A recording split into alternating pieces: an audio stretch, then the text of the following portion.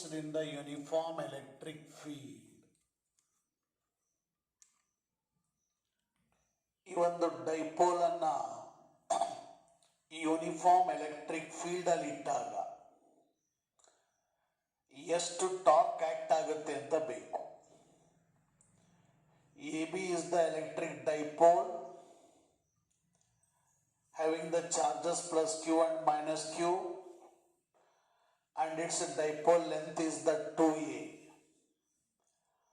and P is the dipole moment. This dipole is placed in the uniform electric field E at an angle theta. AB ಅಂತಕ್ಕಂಥ electric dipole ಅಲ್ಲಿ plus Q minus Q charges ಇದಾವೆ. ಅದರ dipole length 2a ಇದೆ. Dipole momentum ನ P ಅಂತ ಕರಿತೀವಿ. ಇಂಥ dipole ಅನ್ನ ಎಲೆಕ್ಟ್ರಿಕ್ ಫೀಲ್ಡ್ ಅಲ್ಲಿ ಇಟ್ಟಿದ್ದೀವಿ ಥೀಟಾ ಅಂತಕ್ಕಂಥ ಆಂಗಲ್ ಅಲ್ಲಿ. ಅಂದ್ರೆ ಡೈಪೋಲ್ ಆಕ್ಸಿಸ್ ಮತ್ತು ಎಲೆಕ್ಟ್ರಿಕ್ ಫೀಲ್ಡ್ ಗಳ ಮಧ್ಯೆ ಇರತಕ್ಕಂಥ ಆಂಗಲ್ ಥೀಟಾ ಇದೆ. ಆಗ each charge of the dipole acted upon by the electric force, the charge plus Q is acted upon by the electric force F equal to EQ, same as the direction of electric field, and the charge minus Q is also acted upon by the same force F is equal to EQ but opposite to the direction of electric field. ಈ ರೀತಿ dipole ಅಲ್ಲಿ ಇರ್ತಕ್ಕಂಥ ಒಂದೊಂದು charge ಮೇಲೂ ಸಹಿತ force act ಆಗುತ್ತೆ. F equal to EQ positive charge ಮೇಲೆ same as the direction of field. ಅದೇ ನೆಗೆಟಿವ್ ಚಾರ್ಜ್ ಮೇಲೂ ಸಹಿತ ಸೇಮ್ ಫೋರ್ಸ್ ಆಕ್ಟ್ ಆಗುತ್ತೆ. F equal to EQ but electric field ಗೆ ಅಪೋಸಿಟ್ ಡೈರೆಕ್ಷನ್ ಅಲ್ಲಿ. ಈ ರೀತಿ ಎರಡು ಈಕ್ವಲ್ ಅಂಡ್ ಅನ್ಲೈಕ್ ಪ್ಯಾರಲಲ್ ಫೋರ್ಸಸ್ಗಳು ಆ ಒಂದು ಡೈಪೋಲ್ ಮೇಲೆ ಆಕ್ಟ್ ಆಗೋದ್ರಿಂದ, ಈಕ್ವಲ್ ಅಂಡ್ ಅನ್ಲೈಕ್ ಪ್ಯಾರಲಲ್ ಫೋರ್ಸಸ್ಗಳು ಡೈಪೋಲ್ ಮೇಲೆ ಆಕ್ಟ್ ಆಗೋದ್ರಿಂದ ಆ ಡೈಪೋಲ್ ರೊಟೇಟ್ ಆಗುತ್ತೆ, ಟರ್ನ್ ಆಗುತ್ತೆ. ಈ ಒಂದು ರೊಟೇಷನಲ್ ಎಫೆಕ್ಟ್ ಗೆ ನಾವೆಂತ ಕರಿತೀವಿ? ಟಾರ್ಕ್ ಅಂತ ಕರಿತೀವಿ. ಸೊ ಈ ಒಂದು ಟಾರ್ಕ್ ಗೆ ಸಿಂಬಲ್ 2 ಅಂತ ಕರಿತೀವಿ. ಈ ಒಂದು ಡೈಪೋಲ್ ಮೇಲೆ ಆಕ್ಟ್ ಆಗಿರ್ತಕ್ಕಂಥ ಟಾರ್ಕ್ ಅಥವಾ ರೊಟೇಷನಲ್ ಎಫೆಕ್ಟ್ ಬೇಕು ಅಂತಂದ್ರೆ ಐದರ್ ಫೋರ್ಸ್ ಇಂಟು ಪರ್ಪೆಂಡಿಕ್ಯುಲರ್ ಡಿಸ್ಟೆನ್ಸ್, ಈ ಅಥವಾ ಇದು ಇವೆರಡರಲ್ಲಿ ಯಾವ್ದಾದ್ರು ಒಂದು ಫೋರ್ಸ್ ಮತ್ತು ಅವೆರಡು ಫೋರ್ಸಸ್ ಗಳ ಮಧ್ಯೆ ಇರೋ ಪರ್ಪೆಂಡಿಕ್ಯುಲರ್ ಡಿಸ್ಟೆನ್ಸ್ ಇಂದ ಮಲ್ಟಿಪ್ಲೈ ಮಾಡಿದ್ರೆ ನಮಗೆ ಟಾರ್ಕ್ ಸಿಗುತ್ತೆ. ಹಾಗಾದ್ರೆ tau is equal to F, force on each charge is E into Q. E is the electric field and Q is the charge of the dipole. ಜೊತೆಗೆ ಇವೆರಡು ಫೋರ್ಸಸ್ ಗಳ ಮಧ್ಯೆ ಇರೋ ಪರ್ಪೆಂಡಿಕ್ಯುಲರ್ ಡಿಸ್ಟೆನ್ಸ್ ಅಂದ್ರೆ BC ಈಕ್ವಲ್ ಆಗುತ್ತೆ. This BC is the perpendicular distance between two forces, BC.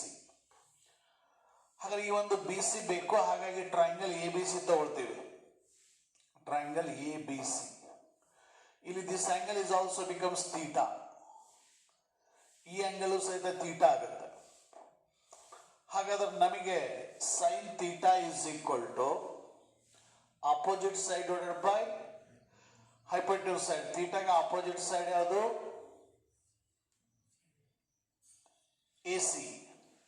ಹೌದಾ? Hypotenuse side ಯಾವ್ದಾಗುತ್ತೆ? BC ಆಗುತ್ತೆ. ಕರೆಕ್ಟಾ? ಸೊ ಇಲ್ಲಿ ನಾವು ದಿಸ್ ಆಂಗಲ್ ಥೀಟಾ ತಗೋಬೇಕಾಗತ್ತೆ, ಯಾಕಂದ್ರೆ ಇವೆರಡನ್ನು vertically opposite angles, not this angle. Okay, ಹಾಗಾದ್ರೆ ಸೈನ್ ಥೀಟಾ ಈಕ್ವಲ್ ಟು ಅಂದ್ರೆ ಇವೆರಡನ್ನು ಸೇಮ್ ಆಂಗಲ್ಸ್ ಆಗ್ತವೆ, ಈಕ್ವಲ್ ಆಂಗಲ್ಸ್ ಆಗ್ತವೆ. ಈಗ ಸೈನ್ ಥೀಟಾ ಈಕ್ವಲ್ ಟು ಇದಕ್ಕೆ ಅಪೋಸಿಟ್ ಸೈಡ್ ಅಂತಂದ್ರೆ BC, ಥೀಟಾಗೆ ಅಪೋಸಿಟ್ ಸೈಡ್. ಹೈಪೋಟೆನ್ಯೂಸ್ ಸೈಡ್ ಅಂತಂದ್ರೆ AB.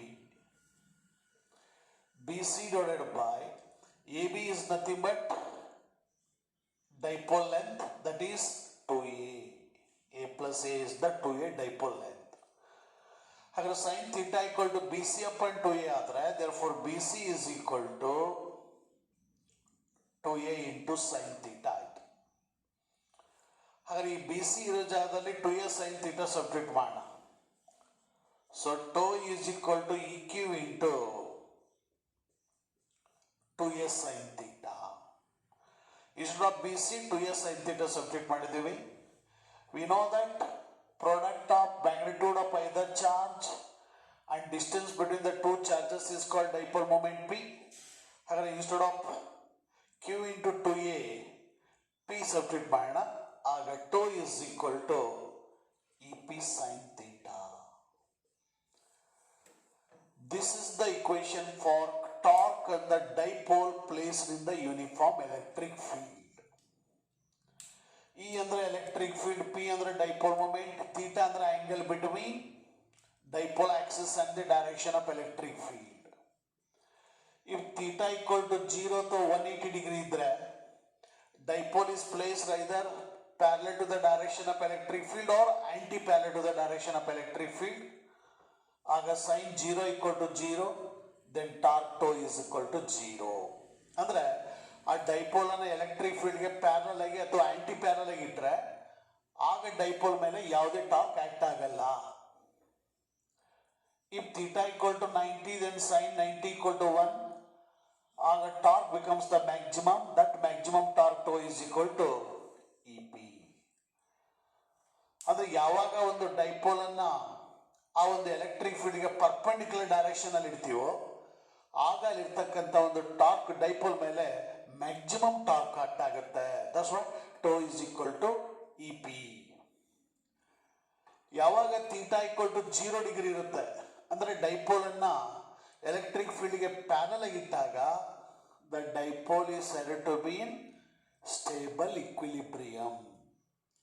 ಡೈಪೋಲ್ ಸ್ಟೇಬಲ್ ಇಕ್ವಿಲಿಬ್ರಿಯಂ ಅಲ್ಲಿ ಇರುತ್ತೆ when theta equal to 0 degree.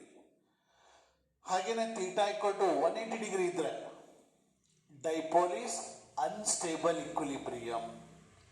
ಅಂದ್ರೆ ಡೈಪೋಲ್ ಅನ್ನ ಎಲೆಕ್ಟ್ರಿಕ್ ಫೀಲ್ಡ್ ಗೆ ಆಂಟಿ ಪ್ಯಾರಲಲ್ ಡೈರೆಕ್ಷನ್ ಅಲ್ಲಿ ಇಟ್ಟಾಗ ಆ ಒಂದು ಡೈಪೋಲ್ ಈ ಒಂದು ಅನ್ಸ್ಟೇಬಲ್ ಇಕ್ವಿಲಿಬ್ರಿಯಂ ಅಲ್ಲಿ ಇರುತ್ತೆ. ಇವು